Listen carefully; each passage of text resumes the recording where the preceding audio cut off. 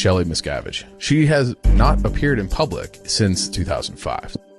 Where's Shelly and what happened? Where is Shelly? We're looking at like 17 years of a person just missing. Shelly Miscavige was given into the sole care of L. Ron Hubbard by her parents when she was 12. This is where Shelly is believed to be being held captive. Do you believe that Shelly Miscavige is a threat today? Oh, Absolutely. she's seen it all. She's been by his side the whole time.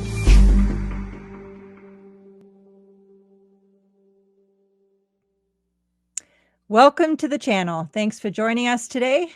I'm your host, Claire Headley. And this is the series, Where is Shelly Miscavige? Joining me today is my special guest and dear friend, Janis Gilham Grady. Thank you so much for joining me today, Janis. I really appreciate you being here. And before we get started, congratulations on the launch of your new channel. You want to tell me a little bit about it? And of course, I will include a link in the description to this video. Great. Thanks, Claire. Yeah, I'm excited about it. Mark Fisher and myself have started our own channel, and we were in the Sea Org right around the time you guys came in. We left. Yes. So we have all the prior history, because I got in the Sea Org January 1968 on the ship. Yes. So I have a lot of history, and I was born into Scientology, so I have that history as well. And then Mark Fisher, he worked for 6 years for Miscavige, and he's been around since 1980. So yeah, the two of us have a lot of history that we can help give to people to help them kind of figure things out and analyze what the changes are and how things were before in comparison to now. Yes, no, it's awesome. And like I said, congratulations. I just love that we are growing this organic movement known as SPTV. It seems like there's new channels and voices popping up almost every day, which is just amazing. We are, I think, gaining momentum, and it is really important, like you said, and you guys absolutely bring a unique perspective. And of course, you're one of the now not so many people who worked very, very closely for many years with Hubbard. Correct. Yeah, not a lot of us left. No, exactly. So absolutely. Everyone listening, subscribe to Janis and Mark's channel. Don't forget to do that. And don't forget to subscribe here as well while we're at it. Exactly. But our channel is called Our Scientology Stories, Peeling the Onion. Perfect. Because things come off in layers. Yes, they certainly do. Awesome. Well, with that, and again, for context for people who are new tuning into this series, my inspiration to want to talk about this question that obviously has become mainstream, where is Shelly Miscavige? And I think for you and I both, Janis, yes, that's an important question, but for a very different reason, because Shelly was such a prominent and essentially number two to David Miscavige for so many years that, yes, it's an important question to ask. Where is the wife of this head of Scientology?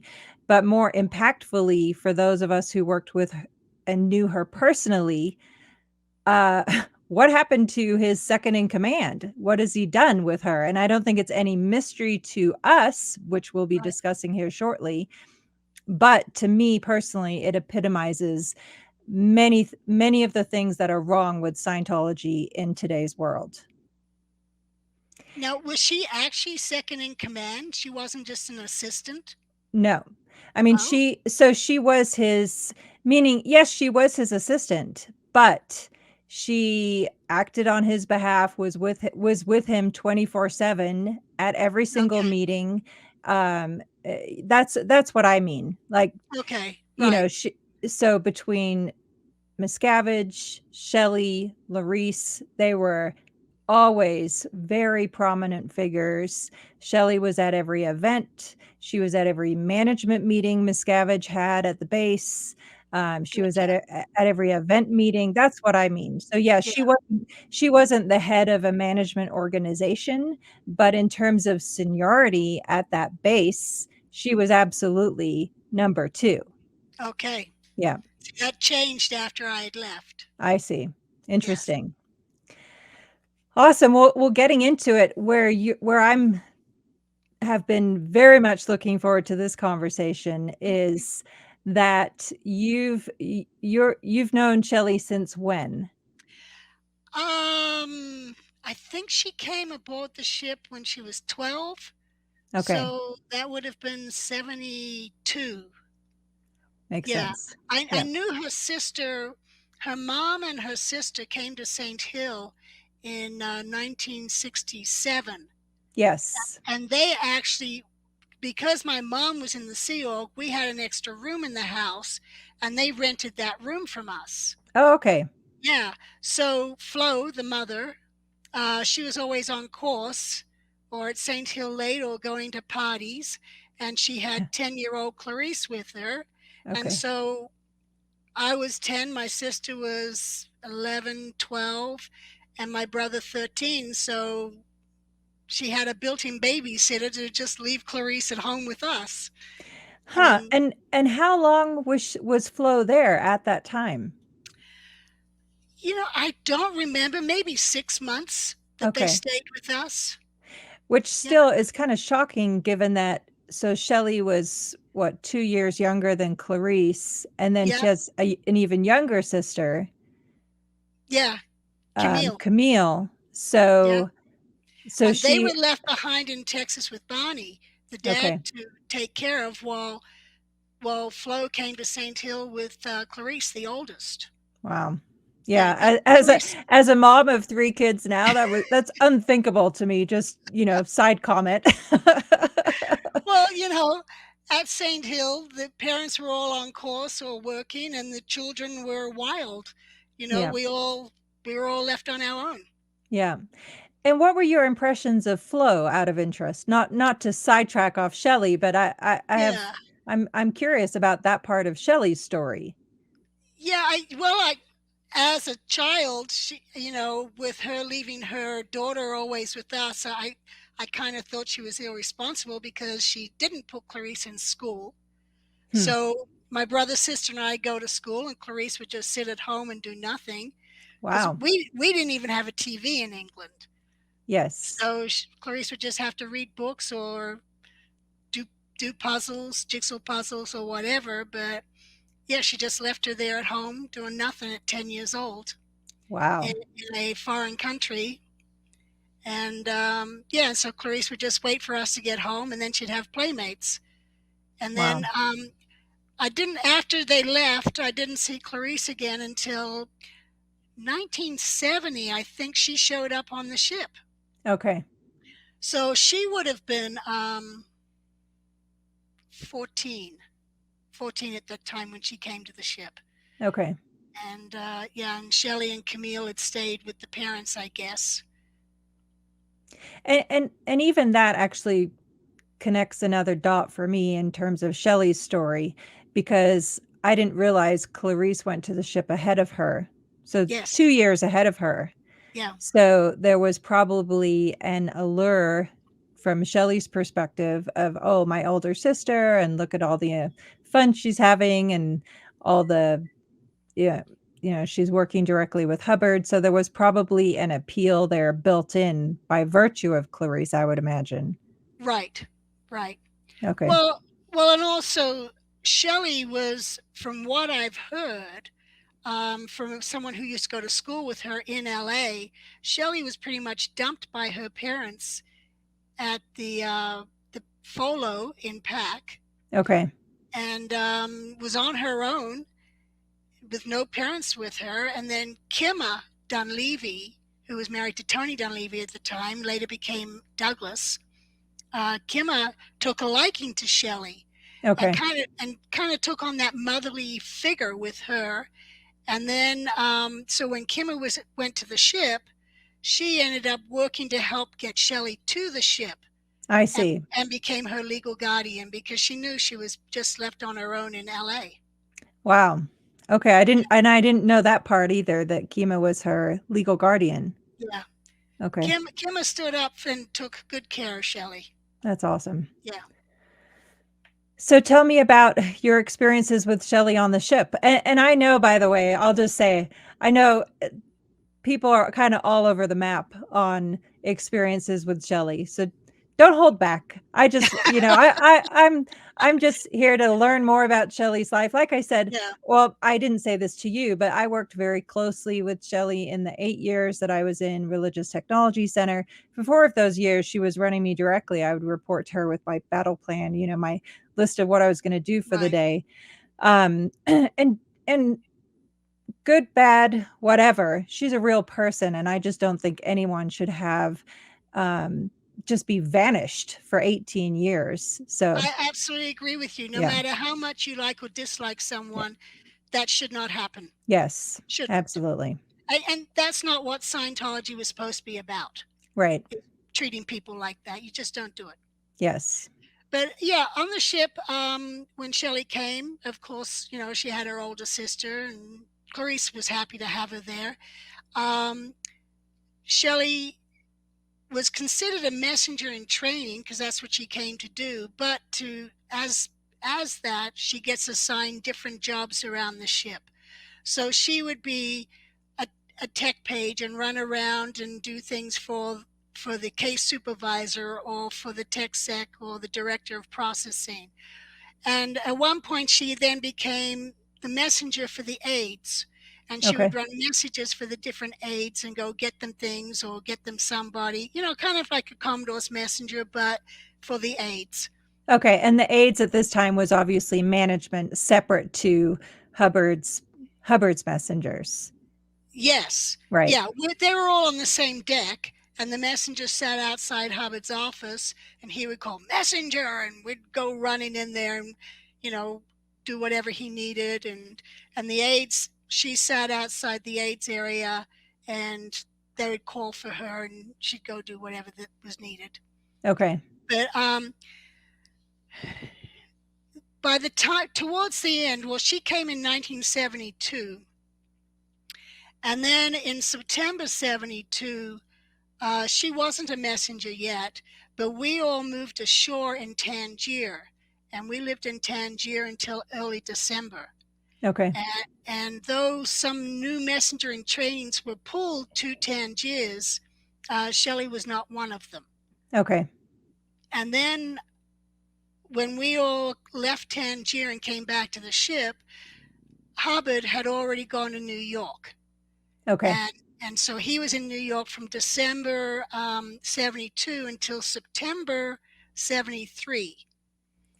And so when he came back, that's was Shelly's chance to finally become a messenger. And we had 3 people on watches by this point, where in the beginning it was one person and then 2 people. And so when he came back from New York, we did 3 messengers per watch. Okay. And Shelly was the 3rd person on the watch. Okay. And so she never got up to being a junior messenger or a senior messenger while we were on the ship. That didn't happen. Okay. Understood. Right. So then in late 75, she still was not 16 yet.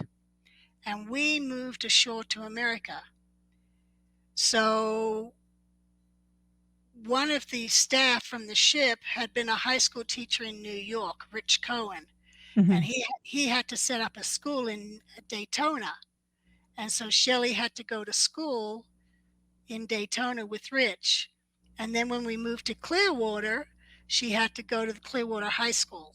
Yeah, Mark mentioned this, and it was kind of shocking to me because obviously, I mean, I suppose at the time you were moving back to the US, so it was, and it was a much more, shall we say, troubled time period for Scientology. But Oh, yeah. comparative to me, like I was 16 the second I joined the Sea Org. I never went back to school, and it was just completely disregarded. So I was fascinated to hear Mark say that Shelly was going to Clearwater High School of all places. Yeah, yeah. And I know someone looked her up and found her high school yearbook picture. Oh, okay. Yeah, so it is, findable. Okay. But yeah, see, when we moved, the guardian's office was like, anyone under 16 has to go to high school. Yeah. or go to school. Well, Lois Riesdorf was nearly 16, and she pleaded with Hubbard directly and said, please don't make me go to school. And she was from South Africa. Yeah. I'd never been in the U.S. schools or anything, so he let her out of it.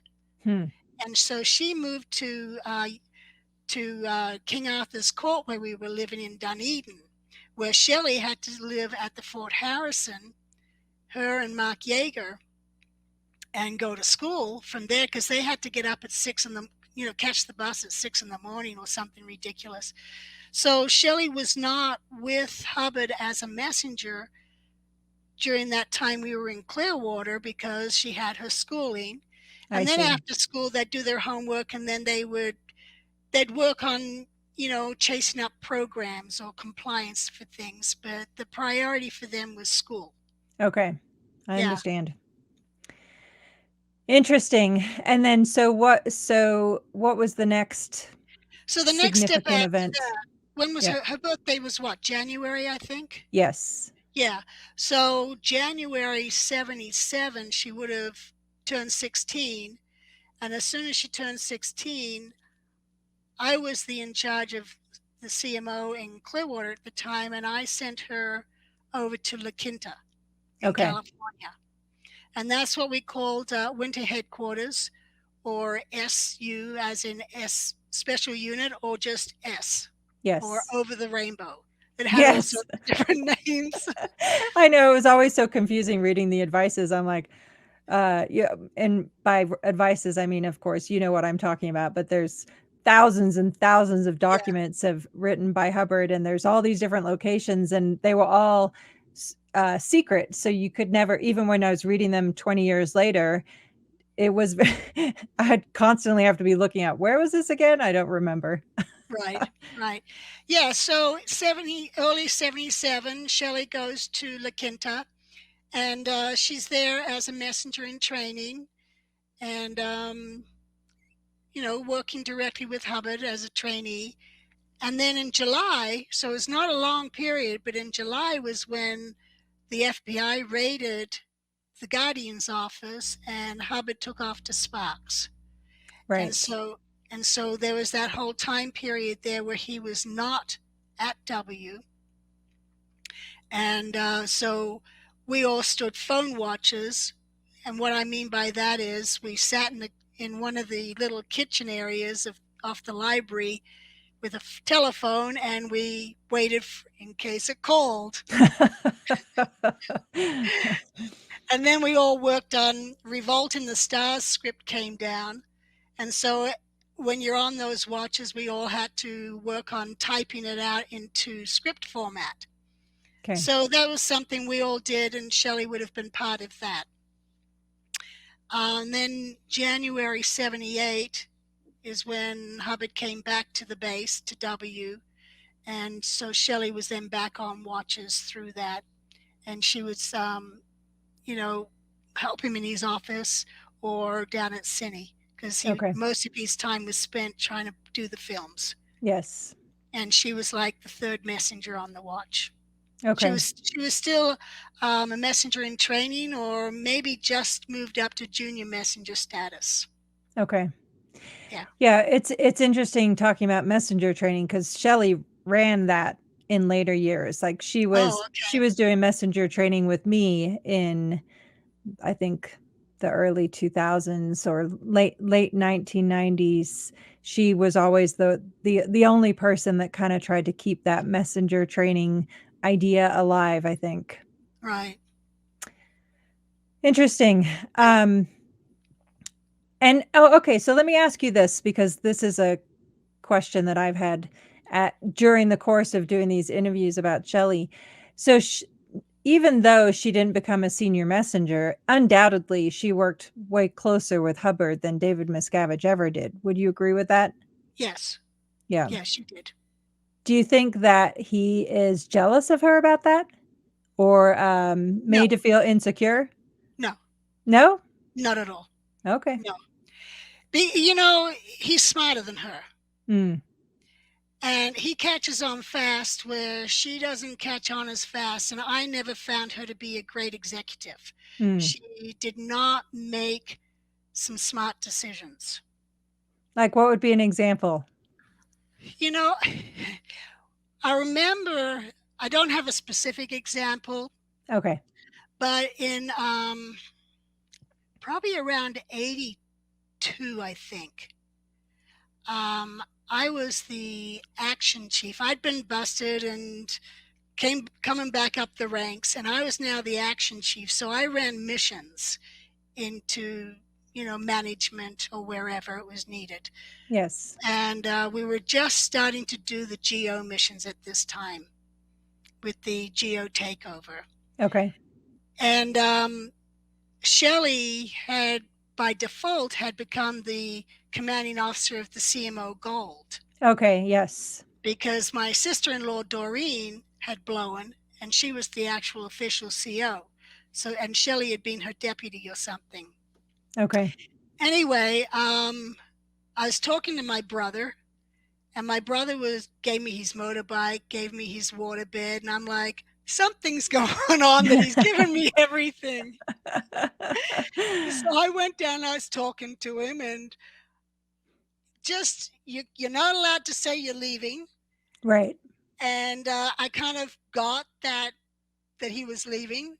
Yeah. And so I asked what was going on, and that's when he was just fed up with how CMO Gold was treating the staff in Gold. Okay. And where was your brother working at this time? He was working at Gold. Okay, understood. Yeah, he was I think he was treasury at the time, and he was also doing some of the LRH account stuff. Okay. Yeah, so I then decided, based on what he was telling me, I decided we needed to get an ops mission to CMO Gold and find out what is really going on, that the staff are being treated so poorly.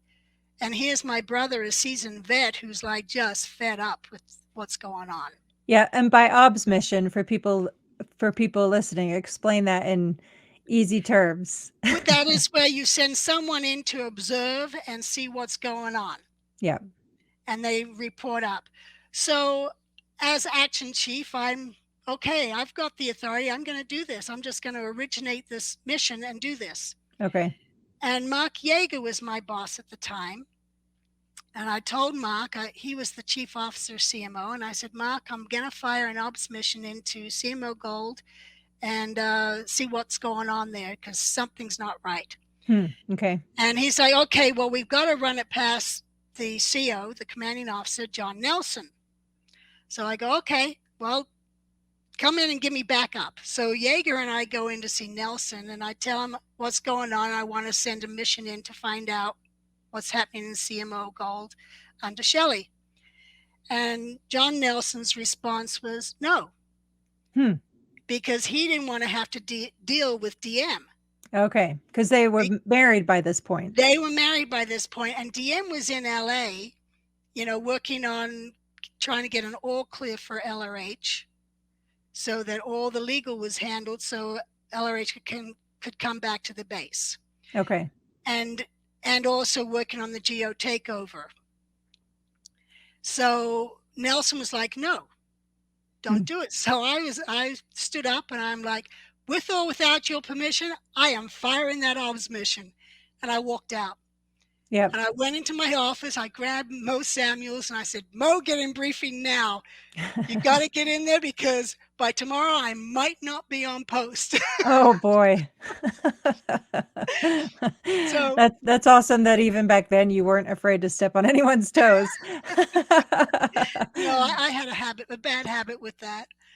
But so anyway, so I get Mo, get her in briefing, fire her in, and she just starts shooting emails, telexes back to me, reports on what she's finding. And it was enough to remove Shelly. Okay. And so just for clarification, so you're at the base. Yes, at the Gold base. And CMO Gold at that time was also there. Yes. And so Mo's on mission, but she's sending you telexes on the same property? It's kind of called telexes. It's a report. Yeah. Yeah. Okay. Yeah. I just wanted to make sure I understood. Okay. So Yeah. she finds that Shelly should be removed from post. Right. But Okay. meanwhile, I get commented and removed from post Oh, okay. This because is of my yeah, so this is heading to, I have to tell you, this was on my list to talk to you about, so this is awesome that we're getting here yeah. because I interviewed Jackson, and Jackson was telling me that he was watching you and Shelly on the decks. Yes. I was dying to ask you about what happened. Well, yeah, so I get removed for direct non-compliance. Okay. But I'm like, I'm okay with it. I'll go down, And so I'm on the decks, and within a few days, Shelly joins me. Wow. And I'm like, yay. So did she know that she was there though because of you, or what happened? I have no idea. I Okay. never talked to her about it or anything. But Okay. while we're on the decks, Dave's assistant, Laura Marlowe, got in a major car accident. It nearly killed her. Ugh. So Dave now needed an assistant. So Shelly is pulled from the decks. Oh boy. Now Jesse Prince says Shelly went through a cleanup. I don't know what she went through or anything like that, but she ends up being pulled from the decks and ends up on as Dave's assistant. Okay. And of course, by cleanup, you would be referring to interrogation as to what crimes she committed and correction on policies and things of that nature, right? Yeah, yes. Okay. Yeah. Interesting. So that's how she ended up as Dave's assistant. Okay. Very interesting. And so then, so as his assistant, was she now based in LA, or she was Yes. still okay? Yep, she was based in LA, and they pretty much lived down in LA most of the time. Okay. And they were pretty much down there. We rarely saw them except for until LRH passed away. And then they moved back up to the base. Okay. But before that, we had the pleasure of not having them at the base. I hear you on that one. And so tell me about that transition when they moved back to the base and after Hubbard passed. What was that like? Well, at first it wasn't bad, except for I did disagree with DM coming in and dismantling a working installation, which was CMO. Mark Yeager was the CO. KK was the chief off, and I was operations chief. Okay. And we had a smooth machine going. And then RTC with Vicky and Annie is Vicky's boss, they decide that even if you're fully hatted, you need to get the false purpose rundown. Okay.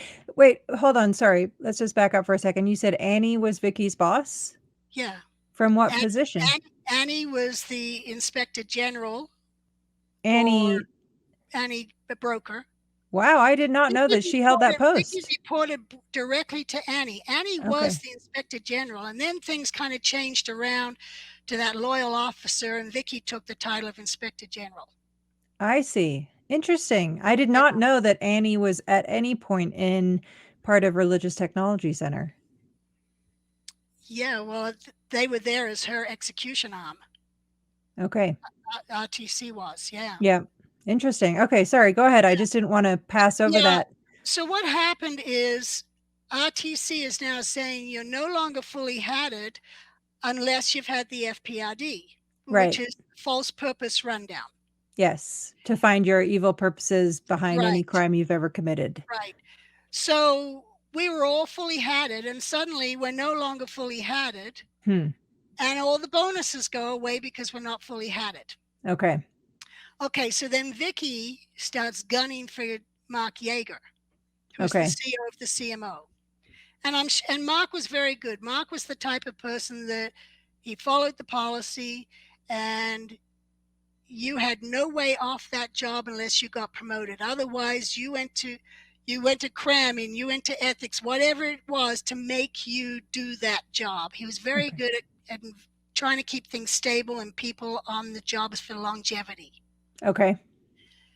So Which what that happened? all went to hell in a handbasket in Yeah, later years. it did. Yes.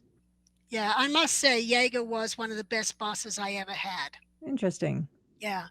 But anyway, so what happened is I, of course, start mouthing off when the stats start going down. And I'm like, well, that's when RTC took away our bonuses and started enforcing FPRD to be fully hatted. Yep. And it's their interference that has now caused this crash in the stats. Yep. So Vicky, of course, didn't like that. So Vicky is going after Jaeger and me. And Okay. so it's now Jaeger and I against KK, who is the chief off, who is siding with Vicky. I see. And then so Pat gets involved with DM. Pat Broker. Pat Broker Okay. gets involved with Miscavige, with Dave. Yep. And they stand by Jaeger and I. Nice. And that was the start of Vicky being taken down because she was trying to take down Jaeger. Okay. I get it. And so that was the start of her being taken down and then being assigned to the RPF and all sorts of stuff.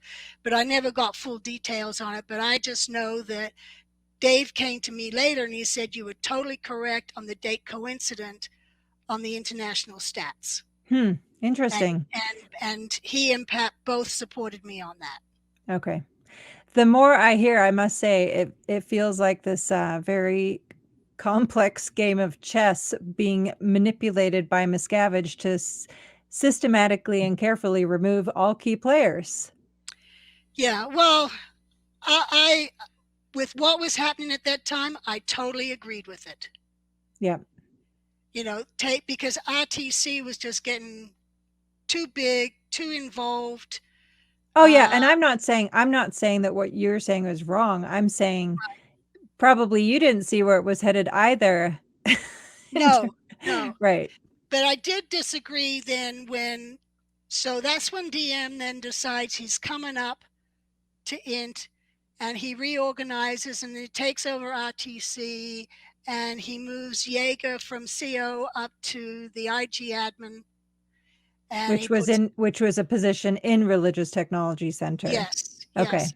And then he moves Mark Ingber up to CO of the CMO, and I moved up to Chief Officer and the Deputy WGC Chairman, Watchdog Chairman. So, yeah, that was the whole thing on how that came about. Okay. And so what were your interactions with Shelly from that point forward like? You know, I didn't have a lot to do with her. You know, we used to go on Liberty before together, Paul and I, Dave and Shelly, you know, Jaeger and Michelle. There was a group of us would all go hang out together. So I had a good social relationship with her. Okay. Except for she would bring up when we were on the ship, you know, she was 14. I was 16, 17. But I was able to get into nightclubs without an ID. And to be fair, at that age, that's a huge age gap difference. Yeah. It is a big difference. But what I didn't acknowledge is I'd been in her position where you're too young, people wouldn't take you because then they'd have to bring you back when they want to go out at nighttime. You know, and she was of that age. And so she always kind of held a grudge on me for not taking her on Liberty with me because I didn't want to have to spend an hour going back to the ship to drop her off so that I could then go out dancing. Yeah. Well, to be fair, it seems unfair to me for her to hold that grudge on you when her sister was there too. Good point. Good point. Just saying. Yeah, I hadn't thought of that, but yeah, you're right. Yeah, interesting. Yeah. And so what were your so this we're talking 80s, 87 now, right? Yeah. And what were your observations of David Miscavige and his relationship with Shelly? What was that like at that time? I didn't see anything wrong with it. It seemed fine. Okay. You know, but Shelly, started upsetting a lot of people because she would take notes of all of Dave's orders. Right. And then she'd put them into this time machine. And this time machine would then be spitting out ethics chits on Right. every little non-compliance. And this is where she does not make smart executive decisions, Mm-hmm. because this machine that she was setting up just drove everybody nuts. Makes sense.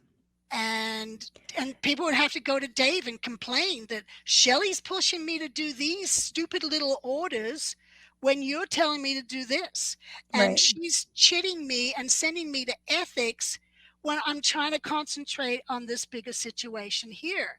And it was like having a little chihuahua snipping at your ankles all the time. No offense to chihuahuas, right? Right. Oh my goodness. And what was David Miscavige's reaction to that? Well, he then told Shelly to back off on some of it, but she would then still keep going. Yeah. And I don't know if it was because she needed her stats up by Thursday, 2:00, or Yep. or Dave would then yell at her. I don't know her, but she was not making smart decisions on how to do her job. Yeah. And I can tell you, in the later years after you left, you probably know this already, but that got so much more and bigger. Like there was a COB communicator for incoming traffic, meaning David Miscavige had a communicator for incoming traffic. He had a communicator for outgoing traffic. He had a communicator for compliance. He had like 3 secretaries. I mean, there was like 15 staff in his. Insane. Yeah. Yeah. And the Yeah. bureaucracy that was able to be generated was unreal. Exactly. Interesting. Yeah. All right. So were there any other significant events or run-ins or experiences with Shelly in later years up until when you got out of there? No, no, I don't think so. Okay. Yeah. And you obviously didn't have any interaction with her afterwards. No, certainly not. Yeah, thank goodness for that, right? Yeah. Interesting. And so let me ask you this. If you could talk to Shelly now, what would you say to her? I have a room. Nice. You're welcome there. Yeah. Yeah. I would do whatever I could to help her. Yeah. And I'd even, heard different things. Oh, she might be here or there or whatever, and then I talked to another older messenger, Dee Dee, and she'd tell me something else. I'm like, you just blew that conspiracy theory. Yeah. But anyway, yeah, if Yeah. she needs help, I'd be happy to help her. Yeah. Awesome. I know that she is, at least by my understanding, she has 3 RTC staff with her full time. You probably knew Ann Rathbun. Yes. Yep. And Yes. Antonella TZ. I knew Antonella. Yep. And Elsie Ben Ryan, who you probably No. didn't know.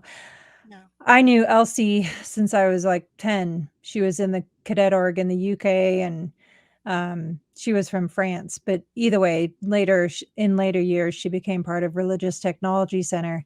And I don't think that any of those people are necessarily bad. But the fact that Shelly has 3 full-time people, and then on top of that, whatever security guards and everything else. Yeah. Well, from what I've heard, and I don't know how true it is, she's kind of being treated like Mary Sue. So I would assume she's got a house, she's got staff, she does what she wants. Right. And you know what? That's probably not a bad life. Yeah. Instead of trying to find her, what is she going to do True. out here? Yeah.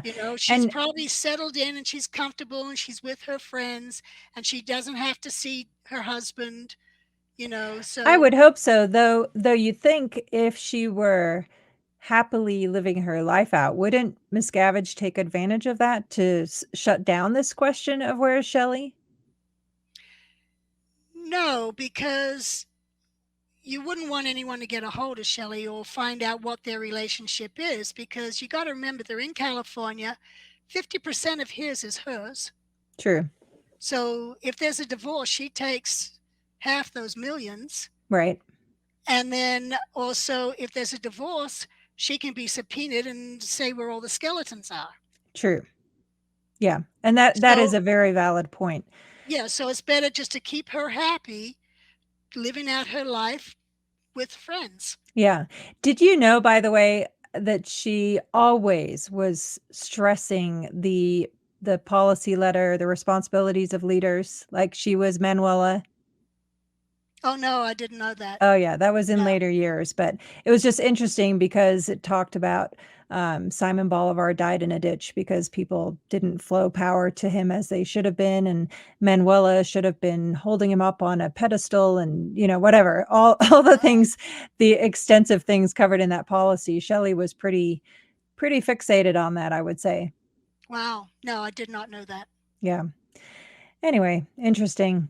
Well, yeah, and I guess I suppose the only other reason you're right, and you raise very good points as to why David Miscavige would not use her to shut this question down. All of those are very good points. I've just been batting around the question to go, well, when it's to his advantage, he does do that kind of thing on a regular basis. So, but yeah, the skeletons in the closet, I think, is probably the biggest, most important item on that list as to why he would be best keeping her under control. And speaking of Mary Sue, one last question: was Shelly close to Mary Sue or not really? No. Okay. No. I was curious about that, just because, like you said, the parallels between Shelly's situation and Mary Sue's until she passed is very interesting. Yeah, no, they were not close at all. Okay. Yeah, and also I recently learned Mary Sue had corgis. Yeah. And Shelly had beagles. No, Mary Sue had one corgi. One corgi. Okay. Well, Dixie, Shelly ended up with 5 beagles. Yeah. No, and then Mary Sue had 2 other dogs later. Okay. But yeah, only one corgi. Okay. Fair enough. Vicious little dog. Yeah. At the ankles.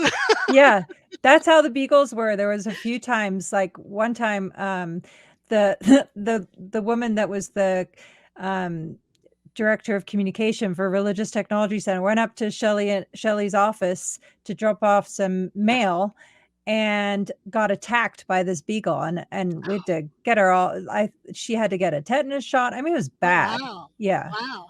I didn't think beagles were that type of animal. Yeah, I didn't either. They weren't all vicious like that, but there was one, maybe 2 of them that were definitely aggressive. Right. Kind of scary. And of course, you didn't want to be the target of that aggressiveness, because in Dave and Shelly's mind, it would mean you were out ethics. Right. Yeah, well, that was the same thing. If Vixie barked at you, you had out ethics. Oh, wow. Yeah, some things never change, I guess. No. Awesome. Well, thank you so much for filling in so many holes. If you any other thoughts in closing as to on this question, where's Shelly? No, I don't think so. Okay. I think she's probably happy where she is, just living out her life, doing what she wants. Yeah, let's hope so. Yeah. All right, Janis. Well, thank you again for being here, for helping me put this jigsaw puzzle together. It was very helpful. And again, congratulations on your channel, Our Scientology Stories, Peeling the Onion. Did I get that right? Yes, Awesome. you did. Yeah. Yep. So again, I'll include the link. And I'll also link to your books, which are awesome and cover so much of the early history that I had no idea about, of course, being that, I was just born in the UK in the 70s. So well, I was sailing the high seas. Right. Exactly. I know. Funny how stories collide. My mom joined the Sea Organization when I was 4 so that she could go to the Apollo to work with Hubbard. She never did, of course, but that was her driving reason for wanting to join the Sea Org. And she was going to take you along to the ship? No, I don't know that she thought that part through. I was an inconvenience. She was at this point she was 21. And yeah, I don't think she had a whole lot of foresight as to how that was going to work out. Luckily for me, I suppose they implemented the rule shortly after she joined the Sea Org was implemented that you couldn't that having taken LSD was a disqualification. So then Yeah. she didn't qualify. So I wasn't actually the reason she didn't get sent to the Okay, there you Apollo. go. So Good. dodged a bullet there. Yeah. Not that things got better for me, but that's another story for another day. Exactly. Awesome, Janis. Well, thank you again. I You're appreciate your welcome. time, and see ya. See ya. Thanks.